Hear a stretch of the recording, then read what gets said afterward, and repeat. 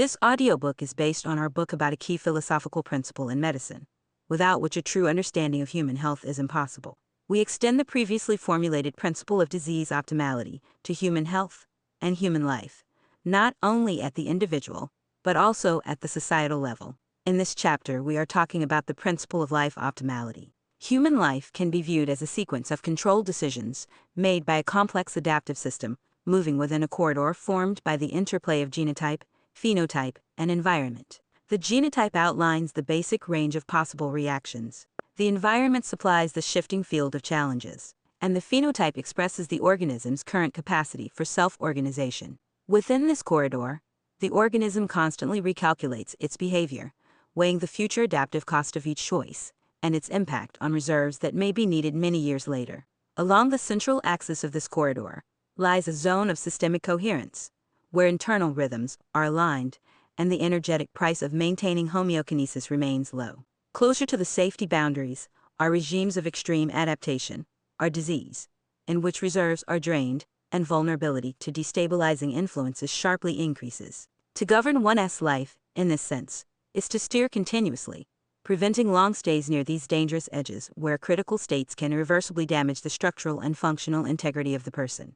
Wellspan, in this chapter, will denote the stretch of life during which a person can still act as the author of their own existence, maintaining integrity, meaning, and autonomy irrespective of formal diagnosis. In contrast to lifespan, or years lived without disease labels, Wellspan emphasizes the sustained coherence of biological, psychological, and social systems over time.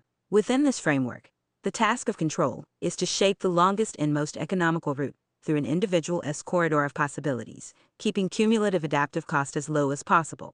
An optimal Wellspan presupposes a life design in which each additional unit of effort or resource translates into a real enhancement of lived quality, rather than into a purely mechanical extension of time.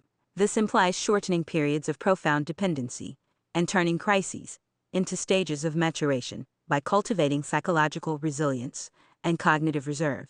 To manage life successfully, in this sense, is to preserve the ability to remain oneself in the stream of events, with health operating as a dynamic balance between continuity and necessary change. Health and disease are not simple opposites, but two phases of one continuous adaptive process unfolding in the same organism.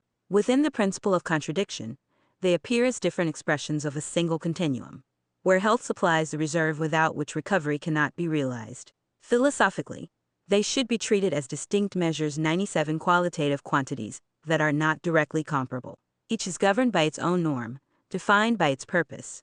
There are norms of health for relatively stable conditions and norms of disease for the unfolding of the healing process. The central diagnostic error of contemporary medicine is to evaluate disease states against the static norms of the healthy, thereby misreading the logic of the recovery trajectory. Norms of disease are intrinsically dynamic and must shift from phase to phase of the pathological process to support optimal repair at the lowest possible internal cost. In this perspective, health is a mode in which reserves suffice to bear loads without irreversible damage, and to move between states without disrupting the basic structure of existence. It opens a field of choice, allowing one to act not only from the position of bare survival. Disease, conversely, is a mode of optimal control that recruits the organism 92's usual physiological mechanisms to contain damage and redistribute energy.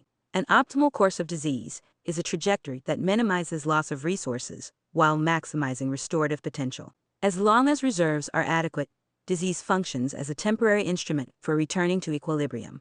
When they are depleted, it degenerates into a low U8209 efficiency regime of costly existence that merely delays systemic collapse. Symptoms serve as informational signals on the navigation panel of life, indicating the degree and speed with which a trajectory is diverging from the optimal center of the survival corridor.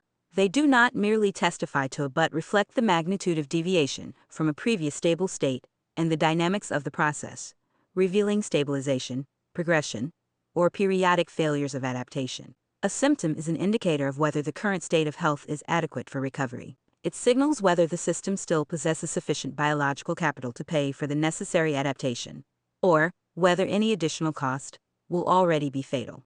In the course of treatment, symptoms allow us to monitor not only the current state, but also the direction in which the disease is moving, making it possible to assess whether therapeutic interventions are optimizing the trajectory.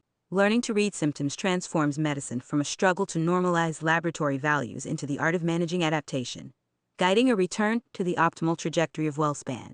We will be grateful for your likes and for sharing information about this audiobook with others.